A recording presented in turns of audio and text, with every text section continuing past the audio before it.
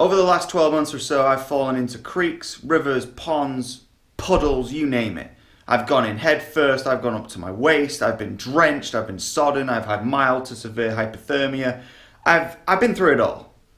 And that whole time, what I didn't have in my arsenal was a pair of waders. So, because I want to see my son grow up and have a fruitful life, I've decided finally to take a dip into the wader market. So this is the box for the Hodgman neoprene chest waders. I picked these up on Amazon a couple of days ago. They ran me about $90 including tax. Obviously bearing in mind, Amazon is a marketplace, and it is a marketplace that is in constant flux. So that price, is likely to change, a couple of dollars more, a couple of dollars less. So if you find yourself looking on Amazon in the next couple of days, just bear in mind that that price is not set and it may be subject to change. But anyway, let's get this thing open and let's have a very quick first impressions straight out of the box. So as you can tell, I've got these chest waders hung up from a clothesline just to give myself and you just a sense of their dimensions, proportions before I slip into them. These are a size 10. If you are in the market for waders, the advice that I was given, and I'm sure you've probably already heard, is to go by shoe size, especially when you're buying them online and you don't have the ability to try them on before you buy. So that is essentially what I did. I'm about 6'1", on a good day I'm about 190, on a bad day about 195. So I went with my shoe size, which is a 10. So I'm hoping that these will fit me, but we will see. I'll have to slip into them in a minute and just get a sense of how they fit. So these are the Hodgman neoprene chest waders. I've just slipped them on. Just to give you a sense of my proportions, I'm about 6 foot tall, 190, 195. I've got about a 34, 36 inch waist. I'm in a shoe size 10, and these happen to be a size 10. The recommendation that I received, in fact, recommended that you buy the waders based upon your shoe size. So I went with that recommendation and that advice, and from my initial first impressions, it seems to have worked out okay. Start from the ground up and begin with the shoes. The fit of the shoes is pretty good overall. I definitely have some room to work with. If I wanted to wear a second pair of socks, maybe a thermal insulated pair of socks in the winter, it would provide me with a tighter, snugger fit. But as it is, just pulling them out of the box and slipping them on over my casual clothes and casual socks, there is a little bit of room down there. I can definitely rotate my ankle and the lower half of my shin.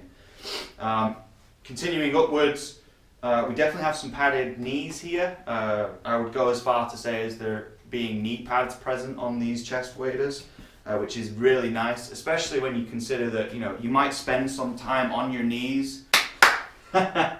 You might spend some time on your knees, cutting line, retrieving snags, maybe working on a bass, bending over or picking things up off the ground, rooting through your tackle box, etc. So I do appreciate that there's some padding down there. That will be fairly helpful in the time that comes ahead.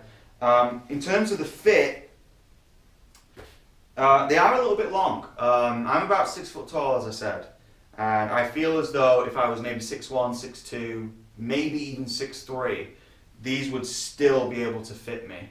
I think, although maybe 6'3" would be a shade too tall.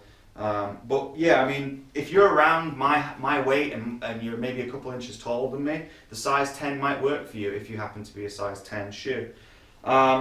So obviously though, you can't use this chest belt that comes provided with the chest waders.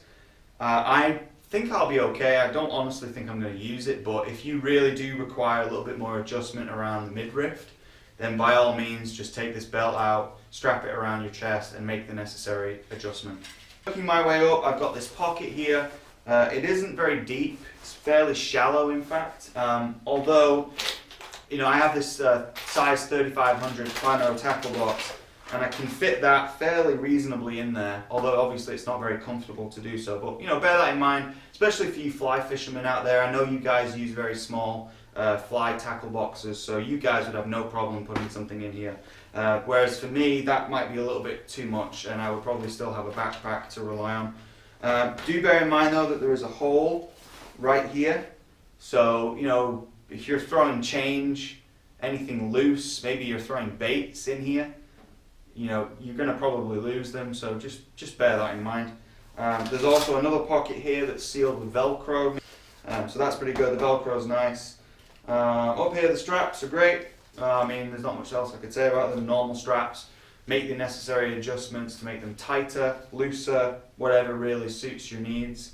Also, which I actually didn't notice until I put them on, there's also this little bag here. So, you know, if you've got, you know, a waterproof phone case, for instance, you know, you like to put your iPhone or your Android phone in a waterproof case, that little bag here is more than enough room for that. So that's a, you know, that's a nice little added feature, I guess. It's not obviously world breaking or anything, but you know, it's there. So now that I've got these on, the plan going forward is to do a little bit of field testing. I know from what the reviews I've seen online, guys typically just pull them out of the box, they give you their first impressions, they say that they're good or they're great, that they fit well, and there you go, you're done. Well, I don't think that's really what you guys deserve, nor do I think it's what you actually want. The two big questions you're going to have, which I presume are the same questions that I had, is first, do they fit? Hopefully I provided a decent answer to that. And the second would be, do they leak? Now, over the next couple of weeks, I'm going to take these out, do some field testing. I'm going to go to some creeks, there's some rivers. I'm going to, you know, swim around in these. I'm going to make sure I submerge myself. And I'm really going to put them through the paces to see if I can answer that second fundamental question. Do the Hodgman neoprene chest waders leak after extended use? Hopefully I can come back with an answer for that. Thanks.